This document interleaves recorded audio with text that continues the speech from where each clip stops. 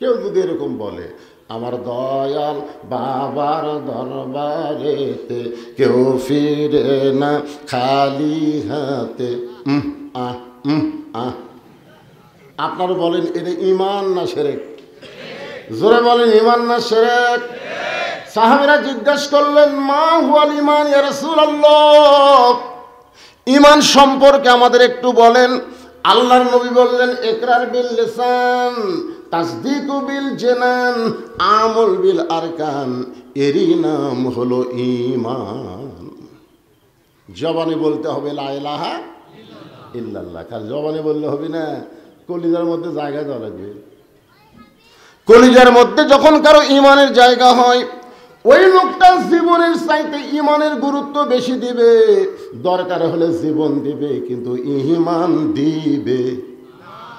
এরকম কিছু লোক আপনারা দেখছেন, উকিল এসে বলতেছে, ভাই আপনার তো ফাঁসির রায় কার্যকর হয়ে যাবে, যে কোনো সময় আপনার ফাঁসি হবে, যদি আপনি বাঁচতে চান রাষ্ট্রপতির কাছে একটা দরখাস্ত লেখেন, রাষ্ট্রপতি দয়া করে যদি আপনাকে মাফ করে, আপনার আর চিন্তা নেই। তখন ইমানদার মুসকি মুসকি হাসে। উকিল বলে, হাসেন কেন? বলে, হাসার কারণ হলো তোমার কথা শুনে। তুমি যে বলতেছো রাষ্ট্রপতির কাছে দরখাস্ত লেখেন, রাষ্ট্রপতি মাফ করলে আমার টেনশন নাই। এইরকম 3টা রাষ্ট্রপতিকে আমি ক্ষমতার থাকা অবস্থায় মরা দেখছি। একটা হলো বঙ্গবন্ধু শেখ মুজিবুর রহমান, একটা হলো জিয়াউর রহমান, একটা হলো জিল্লুর রহমান। যারা নিজেরাই মরে যায়, তাদের কাছে কোনো ইমানদার জীবন ভিক্ষা চায় না। জোরে কার কথা ঠিক না?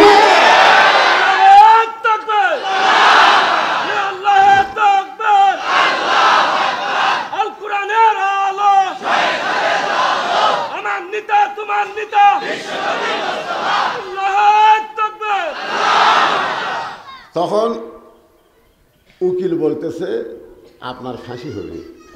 কি হবে? রাষ্ট্রপতির কাছে দরখাস্ত না লিখলে আপনার ফাঁসি হবে। তাসদিক বিল জানানের ইমানদার মুসকি মুসকি হাসে। উকিল বলে, আপনার ফাঁসি হবে। এইটা শোনার পরে হাসেন কেন? আসামি বলতেছে, আমার ফাঁসি হবে, কিন্তু আমার মৃত্যু হবে না। উকিল চুপ করছে, কে? ফাঁসি হবি, মৃত্যু হবি না, এটা কোন পাগলা রে? এরা কি হেমায়ত উৎসাহ বাড়ালো নাকি? উকিল বলতেছে, আপনার ফাঁসি হবে, মৃত্যু হবে না, তার দলিল কি?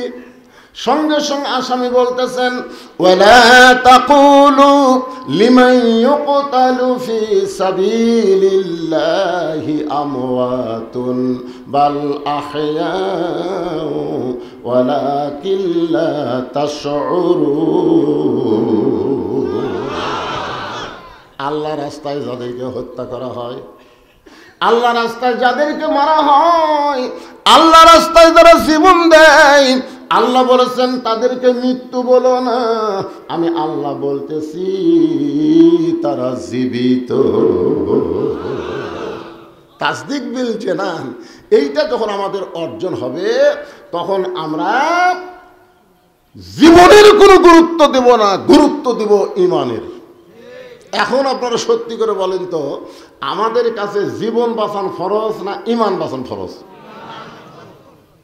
দুই একজন বললেন, বাদ বাকি চিন্তা করতেছেন কি কই।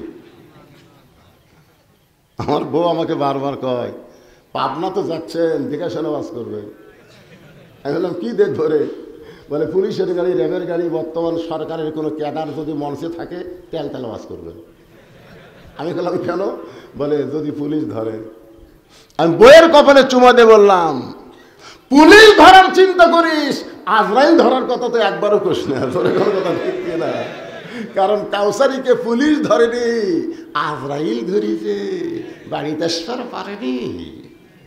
এ পর্যন্ত আমাকে 9 বার পুলিশ ধরছে, সব বাড়ি ছেড়ে দিছে, কিন্তু আজরাইল যদি একবার ধরে ছাড়বি? তাহলে আমরা বক্তারা পুলিশ ধরার টেনশন করি না, আমরা আজরাইল ধরার চিন্তা করি। ধরে কোন কথা ঠিক কিনা? তাসদিক বিল জানান যখন কলিজার মধ্যে এসে যাবে, ওই ব্যক্তি পুলিশ ধরার টেনশন করবে না, আজরাইল ধরার আগে ঈমানের সাথে ধরা দিবে। ধরে কোন কথা ঠিক কিনা? তাহলে 1 নম্বর হলো ইকরার বিল লিসান, 2 নম্বর তাসদিক বিল জানান, তিন নম্বর আমল বিল আরকান, ইমান অনুযায়ী আমল করা লাগবে। এখন আপনারা বলেন তো, ইমান অনুযায়ী আমল করবার গেলে পীর সাহেবের কথা মতো আমল করলে হবে? বাবার কথা মতো? কার কথা মতো? এই যে কোরআনের তাফসীর শুনবেন, এ কোরআন কি খালি বাণী? আল্লাহ কোরআনকে লক্ষ্য করে বললেন, ওয়ানুনাজ্জিলু মিনাল কুরআনি মা হুয়া শিফাউ ওয়া রাহমাতুল লিল মুমিনিন। আসলে আল্লাহু আকবার সবাই কয় না, বুঝলেন? আমাদের বাংলাদেশে বড় বড় দল আছে, এই দলের মধ্যে কিন্তু আল্লাহু আকবার স্লোগান নেই। আছে যেটা বড় বড় দল, কোনো কর্মী ভুল করে যদি আল্লাহু আকবার কয়, ও ঘাট ধরে বের করে দিবি, এটা তো হামাকের স্লোগান নয়। তা আমি মাহফিলে গিয়া কোরআন শরীফ তেলাওয়াত করার পরে যখন আল্লাহু আকবার উচ্চারণ কম হয়, তখন বুঝি এই এলাকাতে এই বড় দলের লোক বেশি।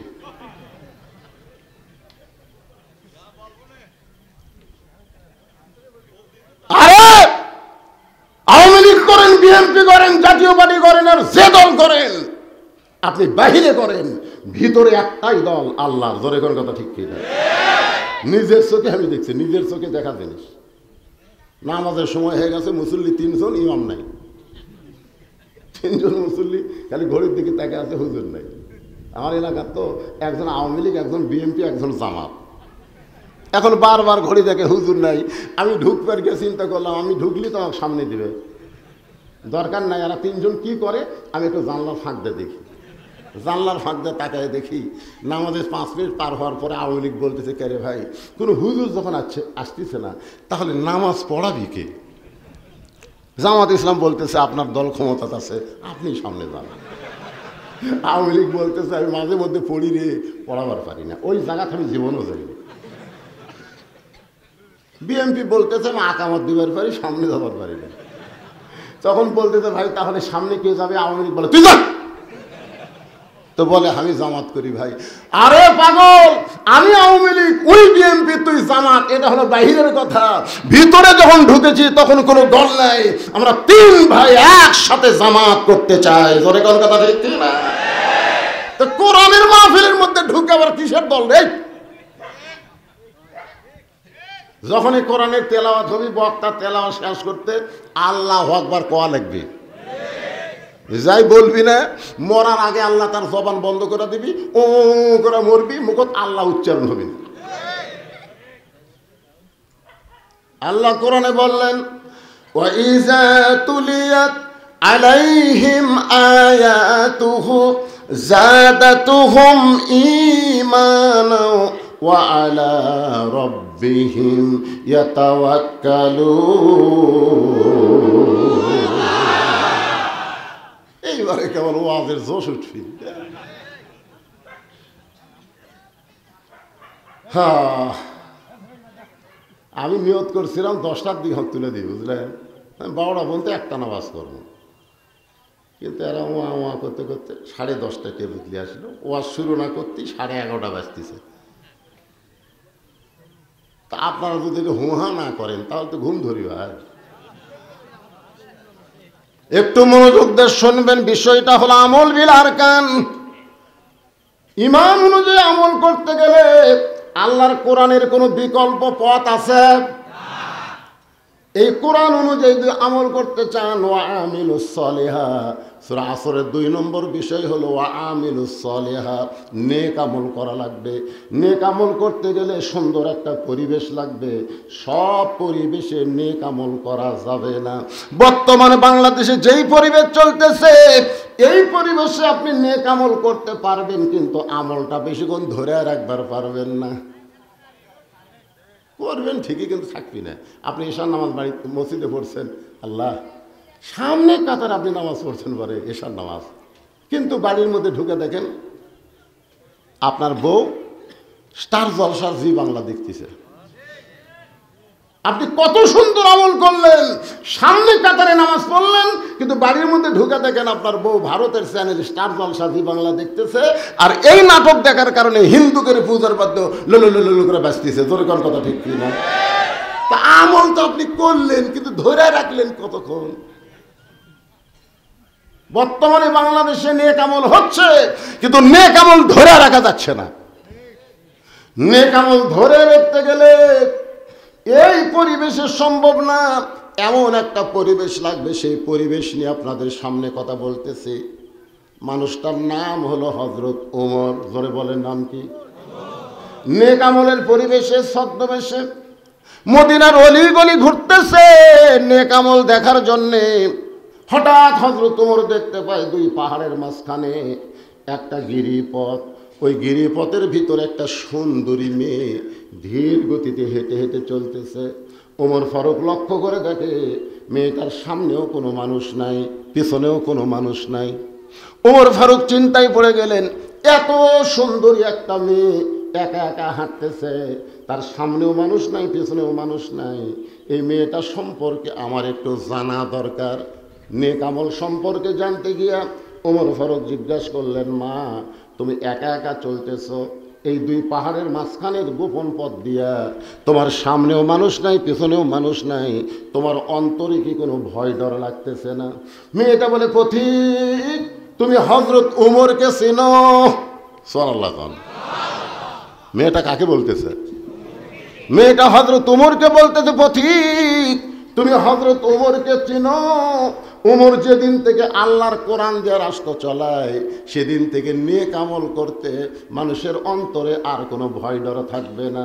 প্রতিক্রে শোনো, কোরআন দিয়ে যখন রাষ্ট্র চলবে, তখন একটা মেয়ে পৃথিবীর এক প্রান্ত থেকে আর এক প্রান্তে যাবে, তার কলিজার মধ্যে কেবলমাত্র তাসদিক বিল জেনান, একমাত্র আল্লাহ ছাড়া অন্য কারো ভয় থাকবে না। আল্লাহর কোরআন দিয়ে যখন বাংলাদেশ চলবে,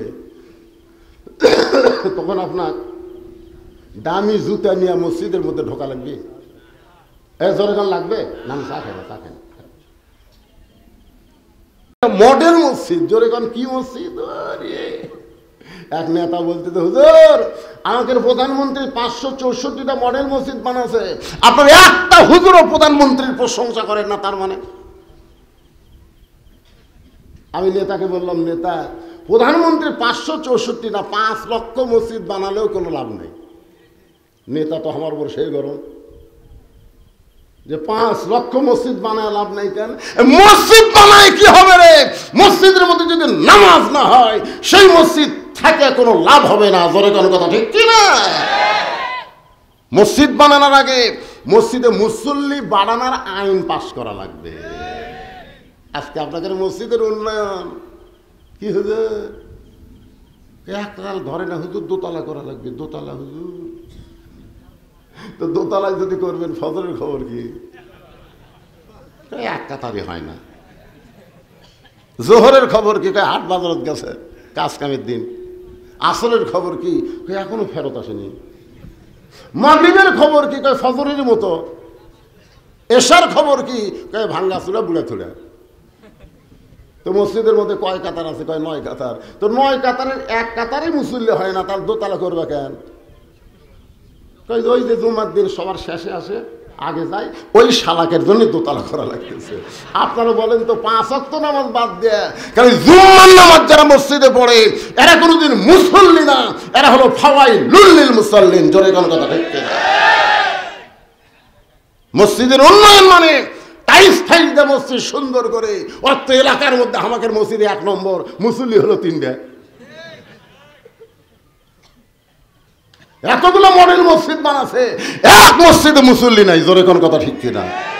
প্রধানমন্ত্রী উচিত হলো যে মসজিদে যখন মসজিদ আজান দেবে, আজান দেওয়ার পরে যে সমস্ত মুসলমান দাবি করে রাস্তা ঘুরবে, ওদের পাশার কাপড় খুলে 5টা করে বাড়ি বসাও। জোরে কোন কথা ঠিক কিনা?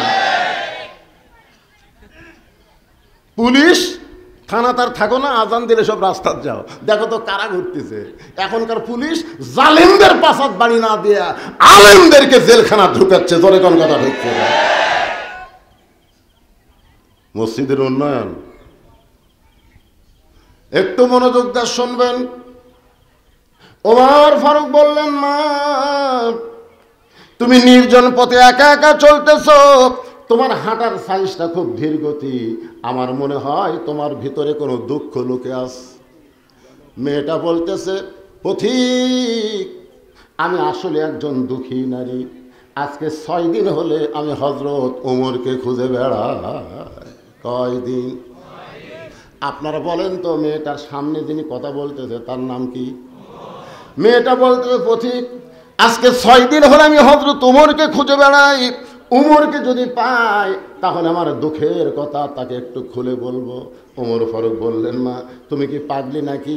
ওমর হলো অর্ধ পৃথিবীর খলিফা, এই বাংলাদেশের মতন 96টা দেশের খলিফা। আমাকে বাংলাদেশের মতন কয়টা? 96টা দেশের খলিফাকে তুমি 2 পাহাড়ের মাঝখানে খুঁজতেছ। উমরকে যদি পাইতে চাও তাহলে বঙ্গভবনে যাও, গণভবনে যাও, 32 নম্বরে যাও। উমরকে যদি পাওয়ার চাও, তুমি 2 পাহাড়ের মাঝখানে খুঁজতেছ, উমরকে উর্দুম্বা নাকি? মেয়েটা বলে, পথিক রে, আল্লাহর কোরআন দিয়ে ওয়ামিলুস সলিহা, যখন নেক আমল চালু হবে তখন নেতা খোঁজা লাগবে না, বরং নেতারাই দুঃখী মানুষকে খুঁজে বেড়াবে। আমার ঈমান বলতেছে আজকে 6 দিন হলে ওমরকে খুঁজতেছি, আর 1-8 দিনের ভিতরে আমি হযরত ওমরকে পেয়ে যাব। আল্লাহর কোরআন দিয়ে যখন বাংলাদেশ চলবে তখন নেতা খোঁজা লাগবে, নেতারাই দুঃখী মানুষকে খুঁজে বেড়াবে। এই বাংলাদেশ যখন আল্লাহর কোরআন দেওয়া আমিলুস সলিহা নেক আমল চালু হবে, তখন কোনো গরিব মানুষ ধনীর বাড়ি যাওয়া লাগবে না, ধনীরাই গরিবের দরজায় দরজায় ঘুরবে। ধরে করে কথা ঠিক কিনা? আল্লাহর কোরআন দিয়ে যদি বাংলাদেশ চলে তাহলে বাংলাদেশের মসজিদ তৈরি করার জন্য ভিক্ষা করা লাগবে না, প্রাইমারি তৈরি করার জন্য ভিক্ষা করা লাগবে। ধরে কোন কথা ঠিক কিনা? একদম বাগডম ঘোরানোম সাজে ঢাক ঢোলক ঝাঁঝর বাজে, এই শালা মিথ্যা শিক্ষা দেওয়ার জন্য 3 তালা। একটু মনোযোগ দিয়ে শুনবেন। মেয়েটা বলতেছে, পথিক আমার ঈমান বলতেছে আর 1-8 দিনের মধ্যেই হযরত ওমরকে আমি পেয়ে যাব। আপনারা বলেন তো, মেয়েটাকে ওমরকে পাইছে? ওমর ফারুক বললেন, মা তুমি যে হযরত ওমরকে খুঁজতেছ, আমি হইলাম সেই ওমর। সঙ্গে সঙ্গে মেয়েটা বলতেছে, আমিরুল মুমিনিন, তাহলে আপনি চোরের মতন একা একা কেন ঘুরতেছেন? আপনি চোরের মতন একা একা কেন ঘুরতেছেন? আপনার কি চামচা নাই? জোরে কোন কি নাই? এখানে এত গল্পগুলো হয়ে যায়, কিছু যদি আপনাকে কথা থাকে আমার কম। রুমাল কালেকশন চিন্তা আপনার করা লিখে লোক উঠে দেবে। হযরত ওমর চোখের পানি বের করে বললেন, মা চামচা পালার পয়সা কোথায় পাবো? একটা চামচা পালবার গেলে পয়সা খরচ হয়, যেরকম হয় কি হয় না? আপনার বলেন তো, নেতার পেছনে যারা ঘোরে এরা কি এমনি এমনি ঘোরে নাকি? জুমার দিনে হযরত ওমর খুতবা দিচ্ছেন, মসজিদ নববীতে খুতবা দিচ্ছেন, হাজার হাজার সাহাবীরা ওমর ফারুকের খুতবা শুনতেছেন। এমন সময় মাঝখান থেকে একজন দাঁড়িয়ে বলে, আমিরুল মুমিনিন আপনার খুতবা শুনবো না। সবাই চুপ হয়ে গেল। কত বড় সাহস! অর্ধ পৃথিবীর খলিফাকে বলতেছে আপনার খুতবা মানে কি? বক্তব্য। খুতবা মানে ভাষণ। আপনার ভাষণ শুনবো না। ওমর ফারুক বললেন, ভাই আমার অপরাধ কি? কোন অপরাধে আমার ভাষণ তুমি শুনবা না? সাহাবী বলতেছে, আমাদেরকে খাটো পাঞ্জাবি দিয়ে আপনি লম্বা জুব্বা পরে খুতবা দিচ্ছেন, আমাদেরকে বাইতুল মাল থেকে খাটো খাটো পাঞ্জাবি দিয়ে, আর আপনি এত বড় লম্বা জুব্বা পরে খুতবা দিচ্ছেন।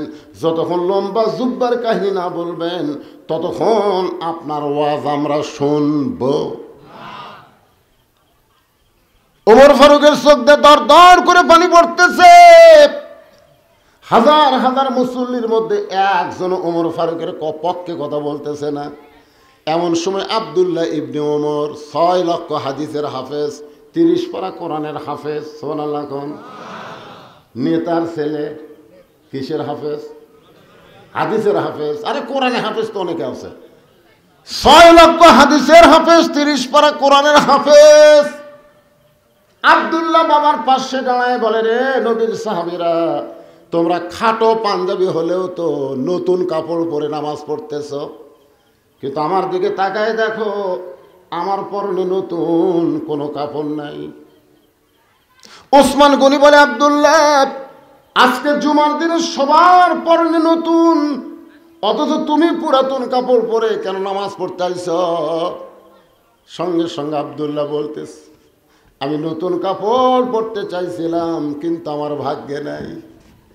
সমস্ত সাহাবীরা বলে, আব্দুল্লাহ, নতুন কাপড় কি বাইতুল মাল থেকে তোমার ভাগে যায় নাই? তুমি সেই নতুন কাপড় না পরে পুরাতন কাপড় কেন পরলে? আব্দুল্লাহ বলতেছে, আমি যদি নতুন কাপড় পরতাম তাহলে আমার বাবার জুব্বা লম্বা হতো না। সুবহানাল্লাহ কোন?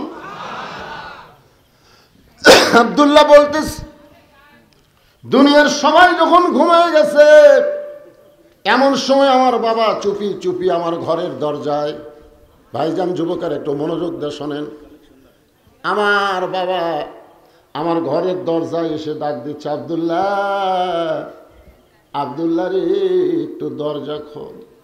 আমি আব্দুল্লাহ ঘুম থেকে চেতন পেয়ে দরজা খুলে দেখি বাবার হাতে একটা পাঞ্জাবি।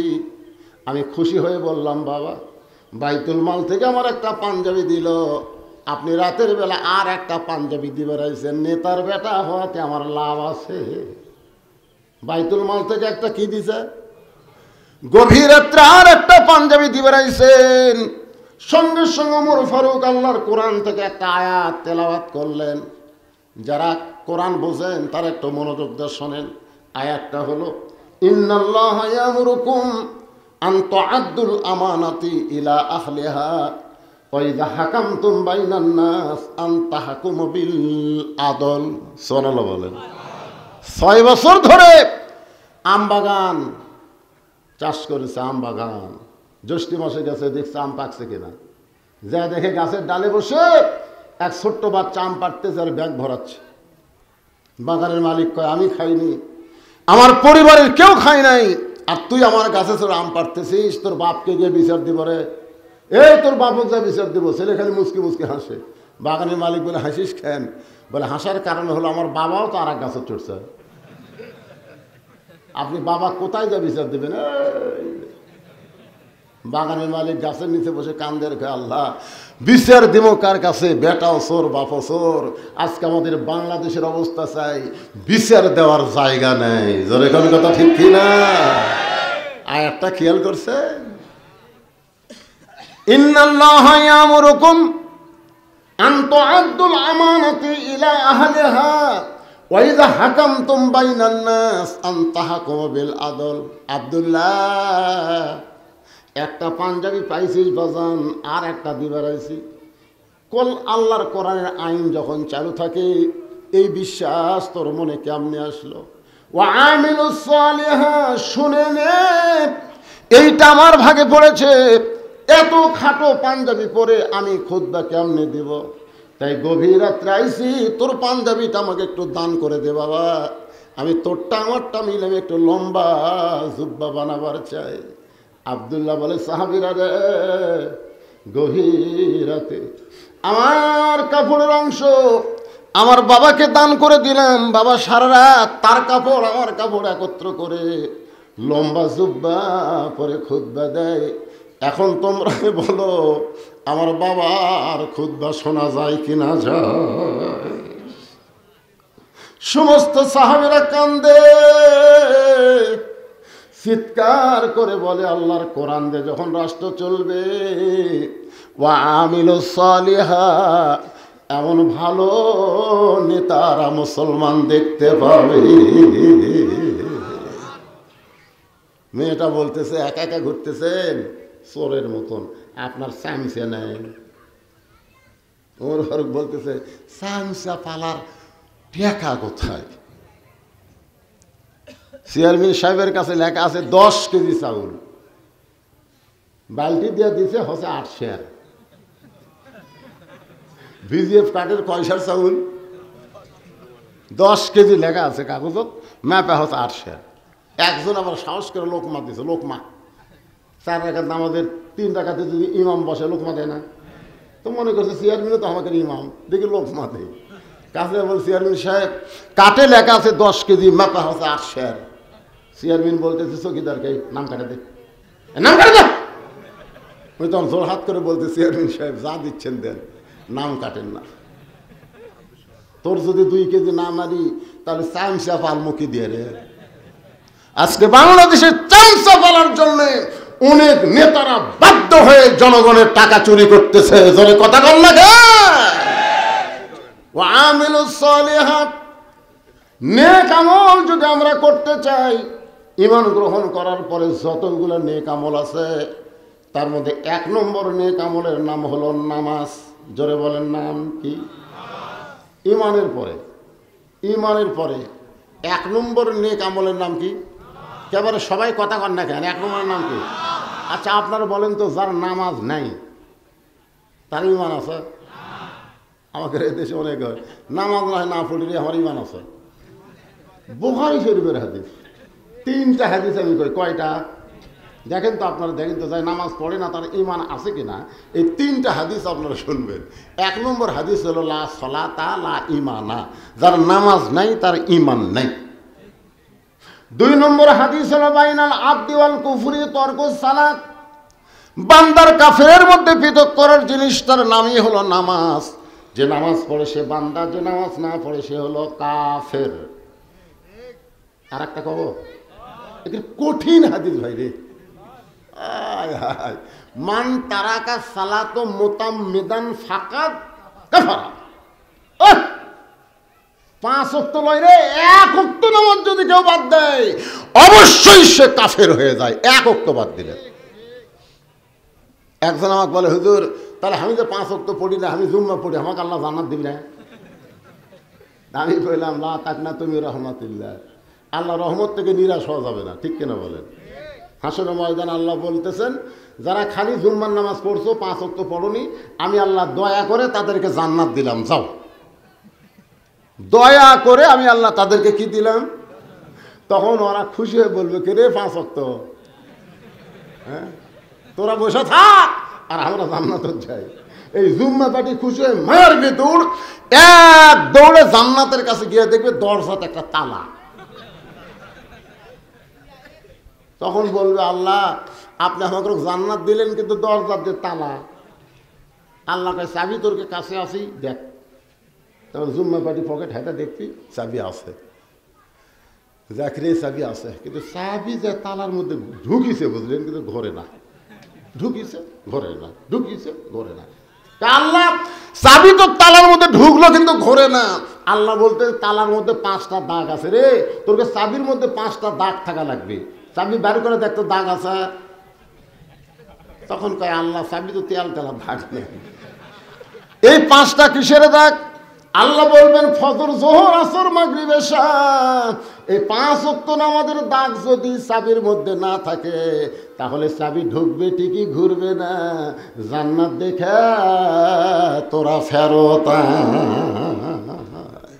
যারা খালি জুম্মা মারতেছেন এরা জান্নাত দেখতে পারবেন কিন্তু ঢুকতে পারবেন। এখন আপনারা কয় ওয়াক্ত পড়বেন? আল্লাহর বান্দারা নামাজ যদি কেউ আদায় করে, আল্লাহ কোরআনে বলতেছেন, ইন্নাস সালাতা তানহা আনিল ফাহশাই ওয়াল মুনকার, একমাত্র নামাজই পারে মানুষকে যাবতীয় খারাপি থেকে বাঁচায় দিতে। পুরুষ মানুষের জন্য 1 নম্বর হলো নামাজ। জোরে কোন 1 নম্বর কি? ঈমানের পরে 1 নম্বর কি? মেয়ে মানুষের জন্য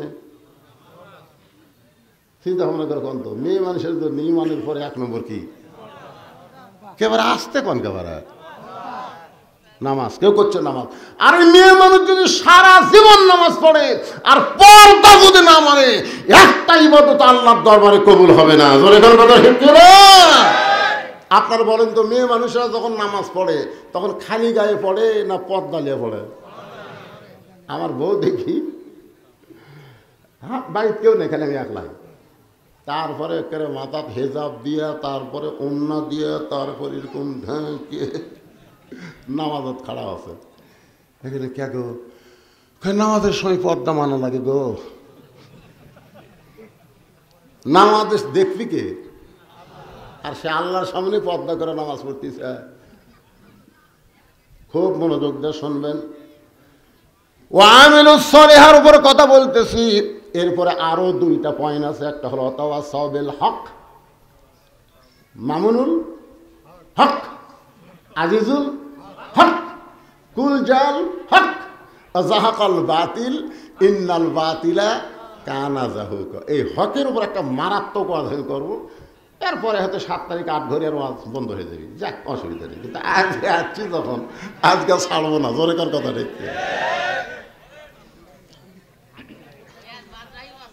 হ্যাঁ, কোনটা বাদ দেয়া? তেল তেলা ওয়াজ করে বাড়ি যাবো। এরপরে 4 নম্বর বিষয় হচ্ছে সবর। এই সূরা আসরের 4টে সাবজেক্ট নিয়ে আপনাদের সামনে আলোচনা করতে রাত যদি 1টা বাজে, সমস্যা আছে না? তাই বলে 1টা বাজবি না। তাহলে এখন আপনারা সবাই জবান খুলে বলেন, ইমানের পরে পুরুষ মানুষের 1 নম্বর নেক আমল হলো নামাজ। আর নারীদের জন্য 1 নম্বর নেক আমলের নাম কি? পর্দা। আমার মায়েরা যারা পর্দার অন্তর আছেন তারা একটু মনোযোগ দিয়ে শুনবেন। গভীর রাত্রে হযরত আলী যখন ঘরের ভিতর, এমন সময় তার বিবি ফাতেমা স্বামীর বুকে মাথা রেখে ফোঁপায় ফোঁপায় কাঁদতেছে। হযরত আলী চমকে গিয়ে বলে, ফাতেমা হঠাৎ এরকম কান্না করার কারণ কি? ফাতেমা বলে, স্বামী গো, আমি আল্লাহর কাছে একটা দোয়া করেছি, আল্লাহ তাআলা আমার দোয়া কবুল করেছে। আপনারা সুবহানাল্লাহ বললেন। আলী বলতেছে, তুমি পাগলি নাকি? আল্লাহ তোমার দোয়া কবুল করছে, আর দোয়া কবুলে কেউ কান্দে? ফাতেমা বলে, স্বামী গো, কি দোয়া কবুল করেছি আপনি কি শুনবেন না? আলী বলে, ফাতেমা কি দোয়া করেছ? ফাতেমা বলতেছে, আমি আল্লাহর কাছে দোয়া করেছি, আল্লাহ যেন আমাকে পর্দার ভিতরে মৃত্যু দেয়। আলী মুস্কি মুস্কি হাসে। মুস্কি মুস্কি হাসার কারণ হলো, যে মেয়েটা সারা জীবন পর্দা করেছে তার মৃত্যু তো পর্দার ভিতরেই হবে। আমাদের বাংলাদেশে তারা সারা জীবন পর্দা করেনি, তার কি মরাটাও পর্দার মধ্যে হয়। জোরে কোন ঠিক কিনা? আমার এলাকার যে মেয়ে সারা জীবন গোটা পাড়া ঘুরিছে, মরার পরে 5 কাপড় দিছে। আপনাকে এলাকার কয়টা দেয়? 5টা কাপড় দিয়ে ওই লাশ আবার খাটনি চাদর দিয়ে ঢেকে থুছে। ফেরেশতারা ঘুরতেছে আর বলতেছে, আল্লাহ এই মেয়ে গোটা পাড়া ঘুরে বেড়ালো, আর সেই মেয়ে 5 কাপড় দিয়ে খাটনি পর্যন্ত চাদর দিয়ে ঢাকলো, কারণ কি? আল্লাহ বলতেছে, ওই দেশের নাম বাংলাদেশে, ওই দেশে বাঁচতে মানে না রে, মরার পরে মানে রে, মরার পরে মানে রে। আলী বলে, ফাতেমা সারা জীবন যে পর্দা করেছে সেই পর্দার মধ্যে মৃত্যুবরণ করতে চায়, আল্লাহ দোয়া কবুল ঠিকই করেছে। ফাতেমা বলে, স্বামী গো, সেই দোয়া কবে কবুল হয়েছে সেটা কি আপনি জানেন? আলী বলতে যে, ফাতেমা কবে কবুল হয়েছে? ফাতেমা বলে, স্বামী গো, সেই দোয়াটা কবুল হয়েছে আজকে রাত্রে, আল্লাহ আমার মৃত্যু দিবে। যেই মাত্র কইছে আল্লাহ আমার মৃত্যু দিবে, গাছের গোড়া কাটলে গাছটা যেমন ঠাস করে পড়ে যায়, হযরত আলী তেমনি পড়ে গেলেন ঘরের মাজায়। মা ফাতেমা মুস্কি মুস্কি হাসতেছে স্বামীর এভাবে পড়া দেখে। ফাতেমা মুস্কি মুস্কি হেসে স্বামীর কপালে একটা চুমা দিয়ে বলে, স্বামী গো, এমন করে আপনি কাঁদবেন না, কারণ আসলে যাইতে হবে। এর চাইতে সত্যি কোনো কথা নাই, আসলে। এই যারা খাড়া হয়ে আছেন যাবেন না, বসেন বসেন, 1 ঘন্টা বসেন রে, 60 বছর নফল ইবাদত করার সওয়াব আল্লাহ দান করে। বসেন। আশ্চর্য কথা। সবাই একটা আমার সঙ্গে বলবেন, ভাই ইমান থেকে বলবেন, আসলে কোথায় যাবেন? 4 তলা বাড়ি হয় না, ঘাড় কাজ করে দেখি। কি দেখিস ভাই? 5 তলা জন্য রড বার করে থুছি ভাই রে। 2 কান্দের 2 ফেরেশতা তাকায়, আল্লাহ এই শয়তান উপর দিকে তাকায় কেন, নিচের দিকে তাকার পারে না? ওই 4 তলা দেখে, ওই নিচ তলা যাবি, প্রধানমন্ত্রীগণ, প্রেসিডেন্টগণ, আর যত বড় ধনীগণ, চারতলা কেউ থাকতে পারবে না, সবাইকে নিচতলায় থাকা লাগবে। জোরে কথা কল না, কারণ নিচতলায় যাওয়ার চিন্তা কলিজার মধ্যে থাকলে আজকে কি হনু রে, 5 তলা তুটে 1.5 লাখ টাকার খাট, 12,000 টাকার কম্বল, রাত 9টার সময় তোমায় দিয়ে বলতেছে আমার বাড়ি, আমার ঘর, আমার নামাইকে। 2 কান্দে 2 ফেরেশতাকে আল্লাহ ঘুমের দোয়া, আল্লাহুম্মা বিসমিকা আমুতু আহিয়া, এই দোয়া না পড়ে কি পড়লো? এই যে বললো আমার বাড়ি, আমার ঘর, আমার নামাইকে। আল্লাহ কয় একটু ধৈর্য ধর। রাত 3টার সময় 40 সেকেন্ডের একটা ভূমিকম্প, 2 বার ঝাঁকুনি দিছে, ওই এত ফোর্সে নামছে, কম্বলের মধ্যে ঘুমের ঠালে লুঙ্গি খুলে ছিল, ওটাও পড়ার টাইম পায়নি, একে ন্যাংটা হয়ে নামছে। ফেরেশতাকে আল্লাহ নামাইলা, তাই বলে ন্যাংটা করে নামাইলা। আল্লাহ বলতেছে জনগণ যখন নামাবার পারবে না, তখন আমার নামান হলো ন্যাংটা করে। ধরে কর কথা ঠিক কিনা? আজকে ক্ষমতার চেয়ার পায় যারা নাম্বার চাই না, অচিরে আল্লাহ তাআলা বেজ্জিত করে তাদেরকে নামাবে। জোরে কর কথা ঠিক কিনা? কারণ তো ইজ্জু মান তাশা অতুযিল্লু মান তাশা বিয়াদিকাল খায়র ইন্নাকা আলা কুল্লি শাইইন কাদির। তাহলে সকলে জবান খুলে বলেন, আসলে এই যুবকেরা মনে করতে আমার দাদা বেঁচে আছে রে, আমি এখনই যাওয়ার কথা কি জন্য কম। এইবার ঈদের দিনে আমার বগুড়া জেলায় 17 জন যুবক মোটর সাইকেল অ্যাক্সিডেন্ট করে মরছে। একই জেলার 17 জন, একটা বুড়াও মরেনি, সব যুবক মরছে। এক যুবক আরো বিয়ে করেনি, বুঝলেন? আর বাপক বলতেছে আপনার ছেলে তো মোটর সাইকেল অ্যাক্সিডেন্ট করে মরছে, সাথে একটা মেয়েও মরছে।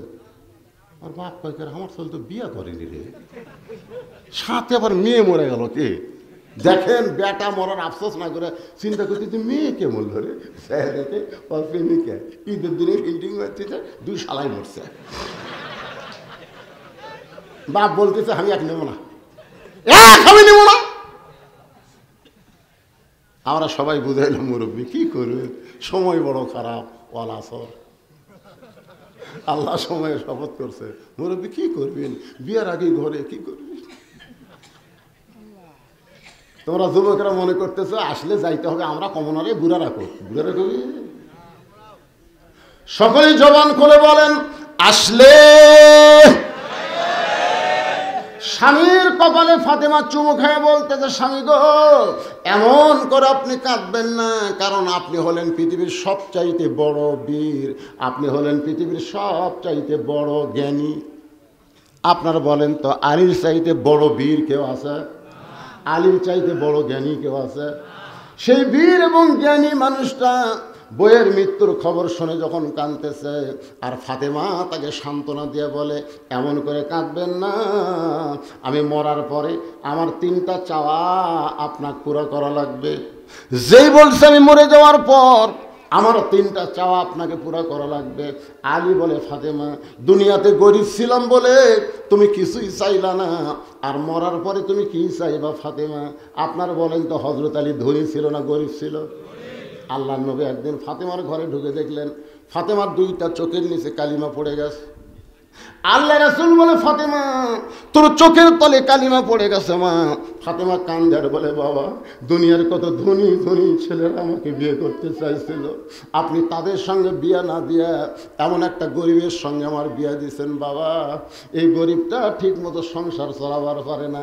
সঙ্গে সঙ্গে নবী ফাতেমার হাত তার হাতের মধ্যে নিয়ে বললেন 33 বার সুবহানাল্লাহ পড়বি, 33 বার আলহামদুলিল্লাহ পড়বি, আর 34 বার আল্লাহ আকবার জিকির করবি। ফাতেমা এ আলী সাধারণ কোনো মানুষ না, স্বয়ং আল্লাহ তাআলা করেছেন আলীর পক্ষে ঘটকারী।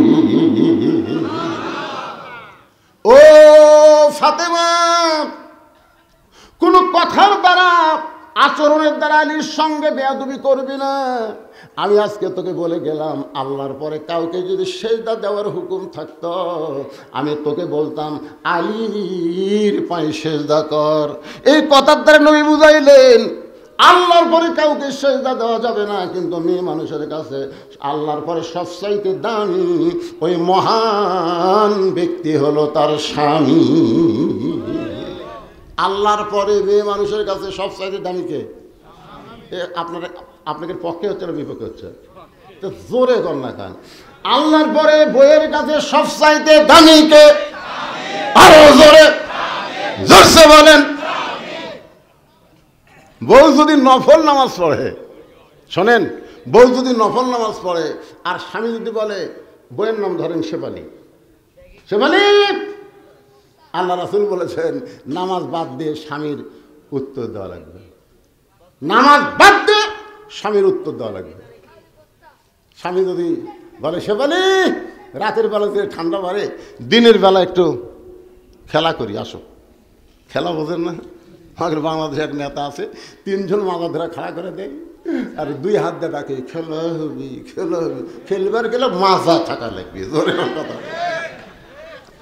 তো এখন স্বামী বলতেছে, আসো, শীতের রাত তো গোসল টোসল করা কঠিন, আসো দিনের বেলা একটু খেলা করি গোসলের আগে। বউ বলতেছে, আমি রোজা আছি। আল্লাহ নবী বলেছেন, রোজা যদি নফল হয়, স্বামীকে সন্তুষ্ট করার জন্য রোজা ভাঙ্গে স্বামীর সঙ্গে খেলা করা লাগবে। সুবহানাল্লাহ। স্বামীকে না কয়ে সব রোজা থাকে, 6 বরাতের রোজা, 6 মেরাজের রোজা।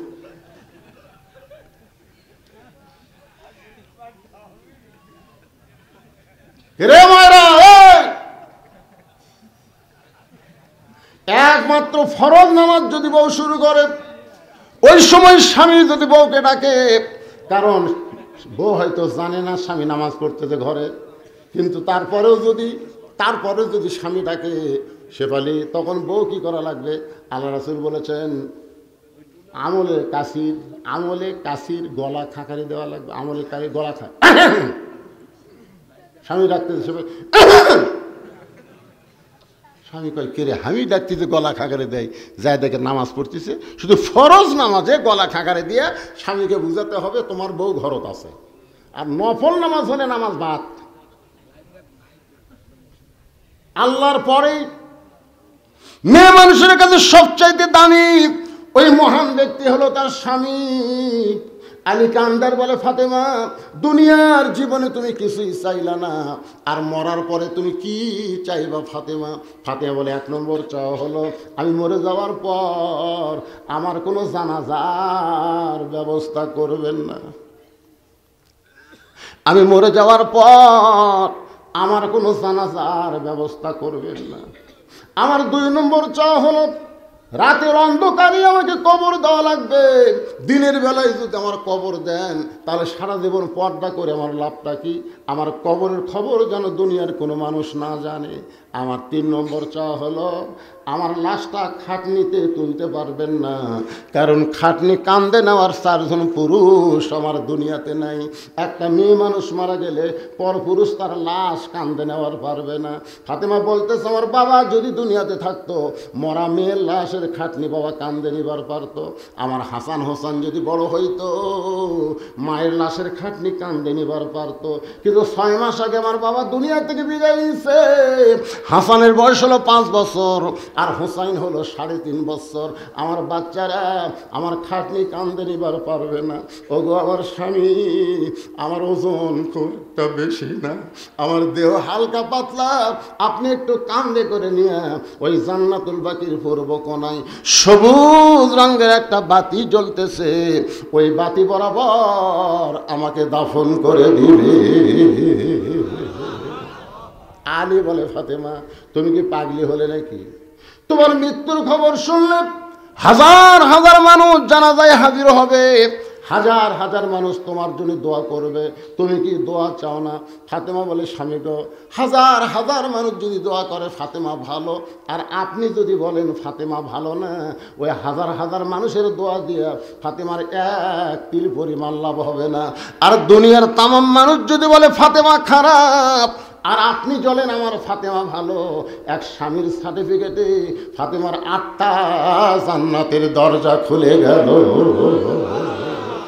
আজকে রঘুনাথপুরের মানুষেরা বলেন বউ ভালো হওয়া লাগবে কার কাছে? আর আমাকে এগুলা লব উল্টা কি কয়, লব উল্টা খালি তুমি আমাকে দেখবার পারো না, তুমি গোটা পাড়া খুঁজে দেখো আমার বিরুদ্ধে কেউ নেই। পাড়ার লোকেরা ভালো খায়, স্বামী আর ভালো খায় না, তার মানে ওভার ডিউটি করে। ওভার ডিউটি বোঝেন না? যেই মেয়েকে পাড়ার লোকেরা বলে অমুকের বউ সুন্দরী, ওই স্বামী কোনোদিন জান্নাত যাবে না। আপনাকে কারো বউ যদি কোনো পরপুরুষ বলে অমুকের বউটা দেখলাম ভারে ভালোই সুন্দরী, আপনি আর জান্নাত যাবেন না, কারণ রাসূল বলেছে আদ-দায়ুসু লা ইয়াদখুলুল জান্নাহ। লা ইয়াদখুল মানে কি, লা ইউনফিদেন, কখনোই না। তা আপনাকে কার বউ সুন্দর বারে, এই পাড়ার মধ্যে কার বউ সুন্দর? আমি খালি আমার বইয়ের কাছে একদিন গল্প করছি, একদিন আর বইয়ের কাছে আমার চাওয়াতো ভাই বউটা ভালোই সুন্দরী, খালি এই কথা বলছি ভাই, চাওয়াতো ভাইয়ের বউ। আর বউ বলতেছে আপনি কবে থেকে লুচ্চা হলেন? আমি চোখ করে বললাম এ লুচ্চা কি? তা আপনার চাওয়াতো ভাইয়ের বউ সুন্দর, আপনি আলেম হয়ে কেমনি দেখলেন? পৃথিবীর প্রকৃত মুসলমান একমাত্র নিজের বউ ছাড়া অন্য কারো বউয়ের দিকে তাকানো জায়েজ নাই। কথা কোন জায়েজ আছে?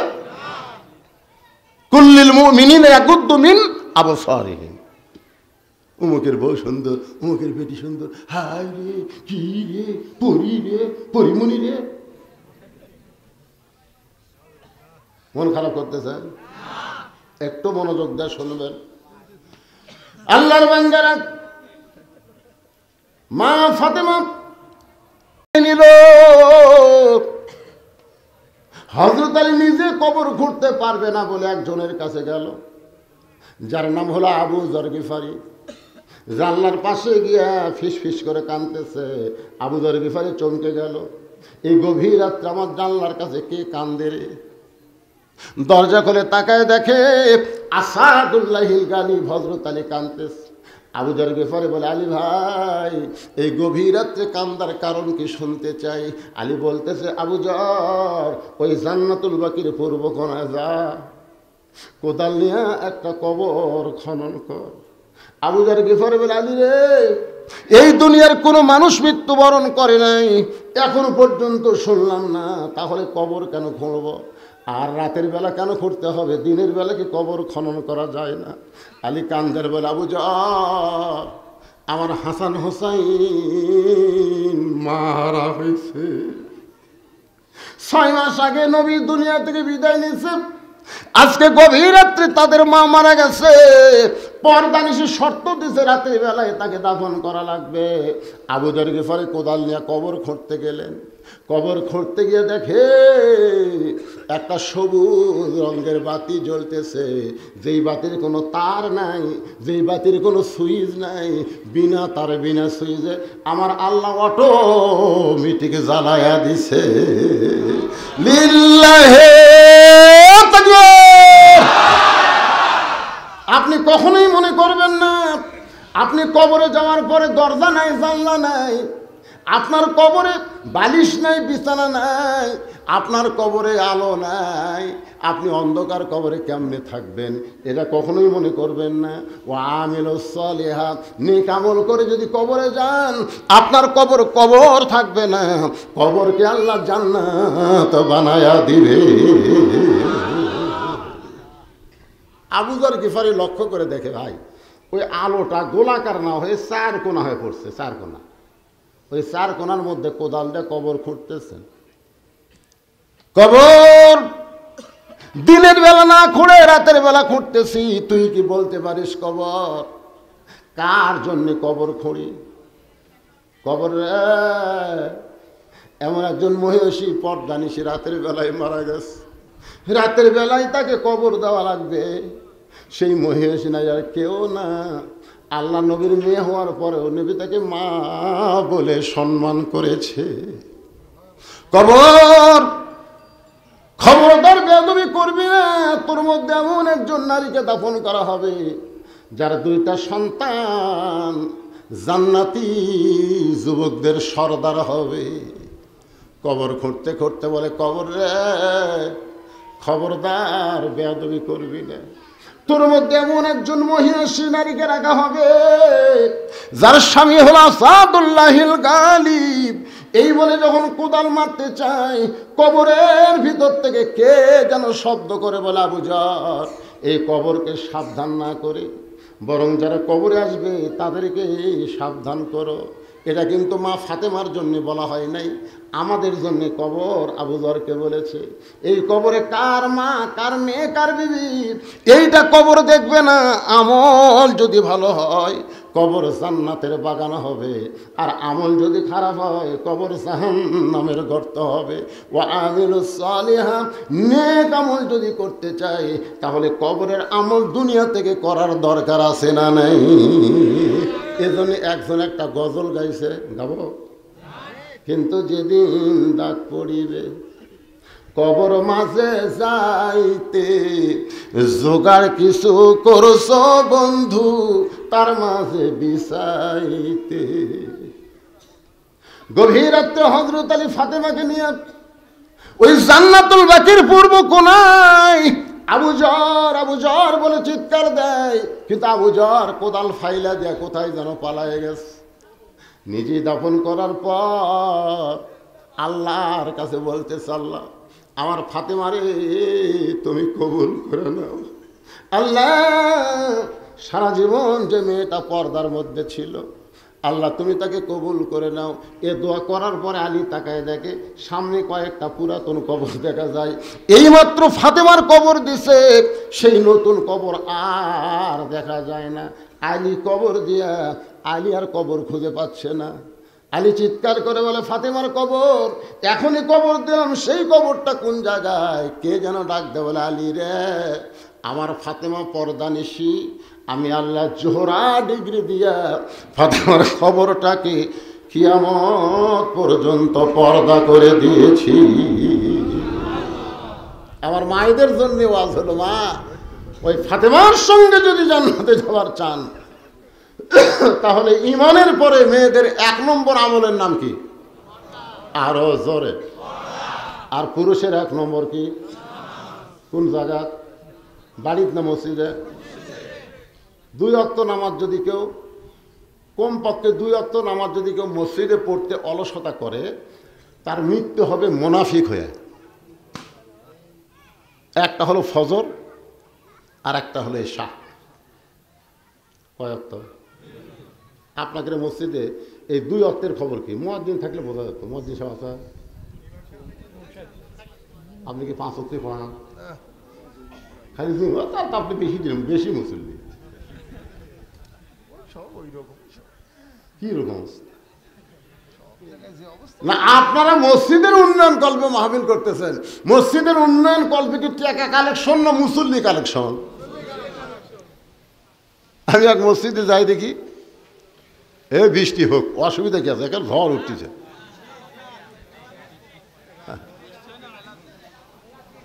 আজকে 15 দিন হলো, আজ থেকে 15 দিন হলো প্রত্যেক মাহফিলে শেষে দোয়া করে। গতকাল বাগায় মাহফিল ছিল, ওখানে দোয়া করতে কয়, হুজুর আমাকে 3 দিন পর আর একটা আপনার আছে, সেটা দোয়া করেন 3 দিন পর যখন বৃষ্টি হয়। আমি আরে পাগলা, প্রত্যেকটা মানুষ বৃষ্টি চাচ্ছে, এই মাহফিলের জন্য বৃষ্টি আটকে থা দেবি অন্ত।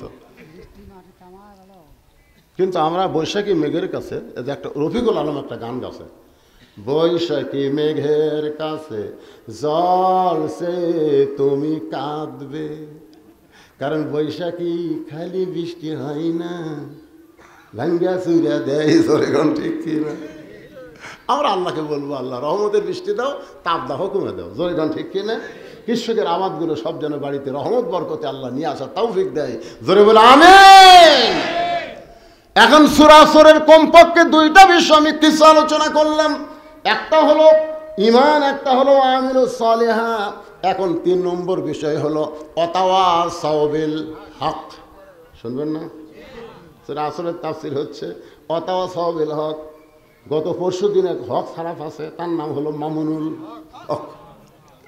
সাইরিয়া দিবার যা নাটক করছে ভাই, সেই সন্ধ্যার থেকে সব ফেসবুকে পোস্ট করতেছে, মামুনুল হক মুক্ত বাতাসে, মামুনুল হক মুক্ত বাতাসে।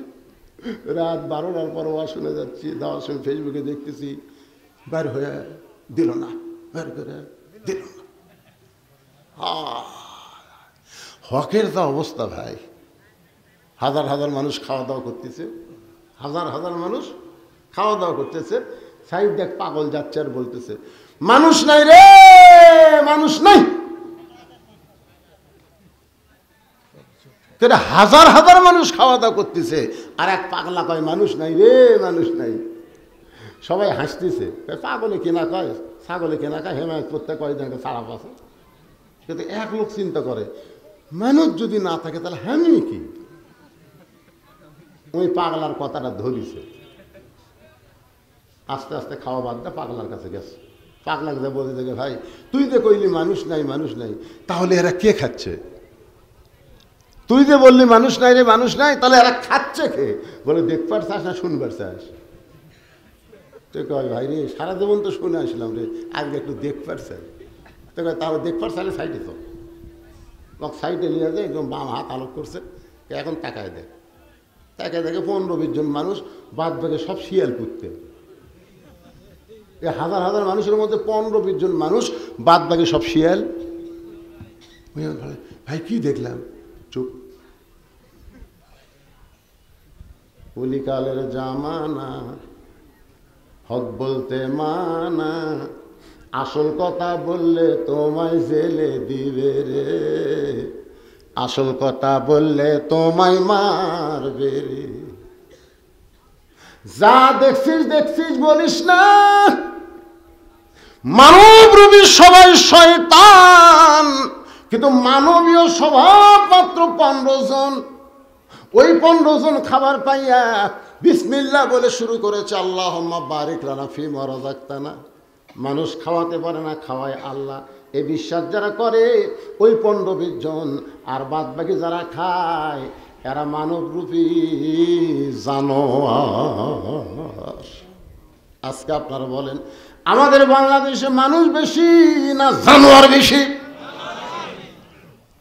আপনারা বলেন তো, দাঁড়ায় যারা পেশাব করে এটা মানুষের চরিত্রে কি? কথা কন না কেন? একটু মনোযোগ দিয়ে শুনবেন। হক কথা যখন বলবেন, আমার আল্লাহর একটা বিধানের আয়াতেরকে সামনে নিয়ে বলতেছি ভাইজান। ঘটনা ঘটেছে 5 বিবি। জোরে গান কোথায়? আমি মোবাইল করে বললাম 5 বিবির মুয়াজ্জিন, বুঝলেন? আমাকে বলতে হুজুর হক কথা, হকের ওয়াজ শুরু হয়ে গেছে, কেমন আছেন? আপনার যেমন বললেন হুজুর আপনি কেমন আছেন? তাই বললাম আলহামদুলিল্লাহ। আমি বললাম মুয়াজ্জিন সাহেব আপনি কেমন আছেন? কয় নাউজুবিল্লাহ। আমি চমকে উঠলাম, মুয়াজ্জিন সাহেব নাউজুবিল্লাহ কেন? বলে হুজুর নাউজুবিল্লাহ বলার কারণ হলো আজান হচ্ছে, আকামত হচ্ছে, কিন্তু ইমাম নাই। কি খেয়াল করছেন? আজান হচ্ছে, আকামত হচ্ছে, কে নাই? ইমাম নাই। তা আমি কইলাম ইমাম নাই কেন? মুয়াজ্জিন বলতেছে আজ কয়েকদিন হলে ইমামকে পুলিশ খুঁজতেছে, এই জন্য ইমাম পুলিশের ভয়ে গা ঢাকা দিছে। আমি কইলাম মুয়াজ্জিন তোমাদের গ্রামে ইমাম কি সবচাইতে খারাপ? মুয়াজ্জিন বলে হুজুর আমাদের 7 পাড়ার মধ্যে ইমামের চাইতে ভালো কোনো মানুষ নেই। তাই বললাম তাহলে সেই ইমামকে পুলিশ খোঁজে কেন? তো মুয়াজ্জিন বলতেছে আমি তো জানি না। আমি বললাম বেটা তুমি আকামত দাও, মুয়াজ্জিন মেহরাবের মধ্যে যায়, আর মুয়াজ্জিনকে পুলিশ খোঁজে তুমি জানো না? তদন্ত করো। মুয়াজ্জিন 2 দিন পরে আমাকে মোবাইল করে বলতেছে হুজুর ইমামের মারাত্মক দোষ আছে। আমি চমকে উঠলাম, একেবারে ইমামের মারাত্মক দোষ আছে, সেই দোষটা কি? মুয়াজ্জিন বলতে হুজুর ইমাম বিশ্বাস করে ওয়াতাওয়াসাউ বিল হক, হক কথাটা ভালো করে শুনবেন। ইমাম বিশ্বাস করে মসজিদ আল্লাহর, গোটা বাংলাদেশও আল্লাহ। আপনার বলেন তো ইমামের বিশ্বাস ভুল না ঠিক? মসজিদ কার? বাংলাদেশ। ইমাম বিশ্বাস করে শুধু মসজিদ আল্লাহর করলে হবে না, গোটা বাংলাদেশ আল্লাহর করতে গেলে এই মসজিদের আইন বাংলাদেশে চালু করতে হবে, আল্লাহর কোরআন অনুযায়ী চলা লাগবে। ইমাম গোপনে গোপনে কোরআনের দল করে, ইমাম গোপনে গোপনে ইসলামে আন্দোলন করে। এই খবর কে যেন থানায় দিছে, তখন থেকে পুলিশ ইমামকে খুঁজতেছে। সুবহানাল্লাহ, এটা সুবহানাল্লাহ। ওয়ালানাবলুওয়ান্নাকুম বিশাইয়্যিম মিনাল খাউফি ওয়াল জুই ওয়া নাকসিম মিনাল আমওয়ালি ওয়াল আনফুসি ওয়াস সামারাতি ওয়া বাশশিরিস সাবিরিন। 4 নম্বর বিষয় হলো ওয়াতাওয়াসাউ বিস সবর। ভাইজান তড়ি ঘড়ি করে কথাগুলো শেষ করতেছে, একটু মনোযোগ দেন। আপনার বলেন তো, যে মেয়ে বিয়ে হওয়ার পরে কোনোদিন বাচ্চা হয় নাই, ওই মেয়ে কি প্রসব বেদনা জানে? জোরেগান জানে? পেটে বাচ্চা আইছে, সবাইকে বলে আমি মা হব, কিন্তু মা হওয়ার যে কি ঠেলা রে তুই তো জানিস না। যখন বাচ্চা হবে 5-7 দিন আগে থেকে বেদনা শুরু হয়। আমার বউকে কইছিলাম যে মেয়েদের যখন প্রসব বেদনা শুরু হয়, এই বেদনাটা কোন জায়গা শুরু হয়? আমার ধারণা হলো বাচ্চা নিজ দিয়ে বের হবি, নিচেই বেদনা হবে, আমার ধারণা। কিন্তু তার বউ কয় না গো, এই কলজা কামড়া ধরে, এমন ব্যথা শুরু হয়ে যায়, মা চিল্লাই বলে মরে যাবো, বিষ খাবো, গলার দড়ি দিব, এই জীবন আর আমি রাখবো না, এত কষ্ট সহ্য করতে পারবো না। সঙ্গে সঙ্গে দাদি নানি দৌড়ে এসে ওরে ধাক্কায় ধাক্কায় ঘরের মধ্যে নিয়ে যায়, বিছনায় শোয়ায়, ঠান্ডা পানির মধ্যে নরম কাপড় চুবড়ায় কপালে দিয়ে বলে ধৈর্য ধর, তোর পায়ের তলে সন্তানের জান্নাত।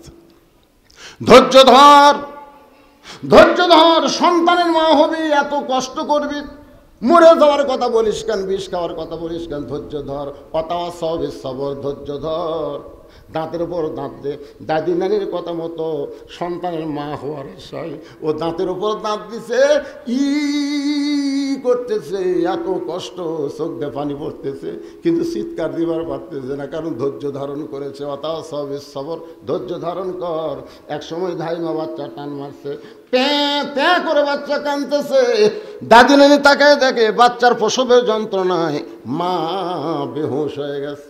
ওই বাচ্চাকে গোসল করানোর পর ওই বাচ্চা এনে বেহুশ মায়ের বুকের উপরে যখন সন্তান দেয়, ওই মা সন্তানের দেহের পরে সে হুঁশটা ফিরে পায়, হাতের মধ্যে নিয়ে বাচ্চারে চুমা খায়। দাদি নানি তিরস্কার করে বলে, লাত্তি মার, এর ফাইলা দে, এর গলার টিপি মাইরা মার, মার, এরই জন্য তুই গলার দড়ি দিবার চাইছিলি, এর জন্য তুই বিষ খাবার চাইছিলি, এরই জন্য তোর এত কষ্ট হলো, এর তুই বুকে আদর করিস কেন?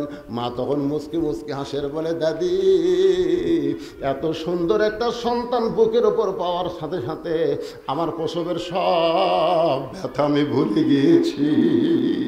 আজকে বাংলাদেশে যারা রিমান্ডে গেল, ফাঁসিতে গেল, জেলে বন্দি হলো, নানা রকম কষ্ট হলো, খুন হলো, গুম হলো, রক্ত দিল, প্রসব বেদনার মতন কষ্ট শুরু হয়ে গেছে। ভাই মনে করেন না যে মরে যাব, গলায় দড়ি দেব, বিষ খাবো, ইসলামে আন্দোলন ত্যাগ করবো না রে, না।